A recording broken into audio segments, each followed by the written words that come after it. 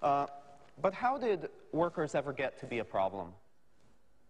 Before unveiling our solution, I'd like to talk a bit about the history of the worker management problem. We all know about the American Civil War, at least in the US. It was the bloodiest, least profitable war in the history of our country. A war in which unbelievably huge amounts of money went right down the drain, and all for textiles.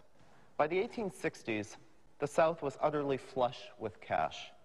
It had recently benefited from the cotton gin, an invention that took the seeds out of cotton and the South out of its pre-industrial past. Hundreds of thousands of workers previously unemployed in their countries of origin were given useful jobs in textiles. Into this rosy picture of freedom and boon stepped, you guessed it, the North. Now, some Civil War apologists have said that the Civil War, for all its faults, at least had the effect of outlawing an involuntarily imported workforce model of work. Now, this model is, of course, a terrible thing. I myself am an abolitionist.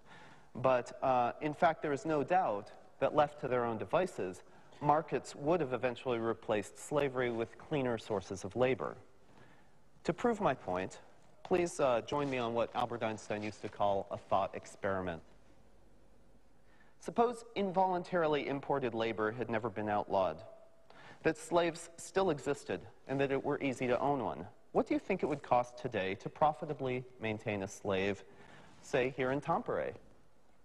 Let's see. A finished clothing set costs $50 at the very least. 2 meals from McDonald's cost about $10. The cheapest small room probably runs for about $250 a month. To function well, you have to pay for your slave's health care. If its country of origin was polluted, for example, that might run very expensively. And of course, what with child labor laws here in Finland, much of the youth market is simply not available. Now leave the same slave back at home, let's say Gabon. In Gabon, $10 pays for 2 weeks of food.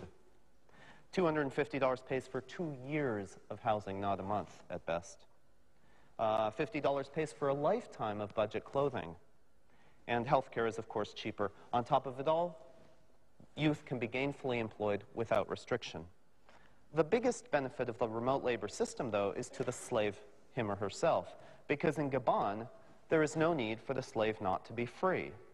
This is primarily because there are no one-time slave transport costs to recoup, and so the potential losses from fleeing are limited to the slave's rudimentary training. So since the slave can be free, he or she suddenly becomes a worker rather than a slave. Also terrific for morale is that slaves, workers, have the luxury of remaining in their native habitat and don't have to relocate to places where they would be subject to such unpleasantries as homesickness and racism.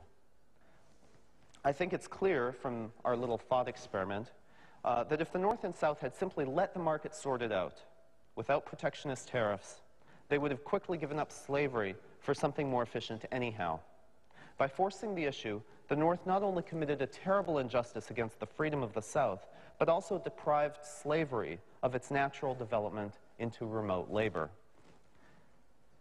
Had the leaders of the 1860s United States understood what our leaders understand today, the Civil War would never have happened.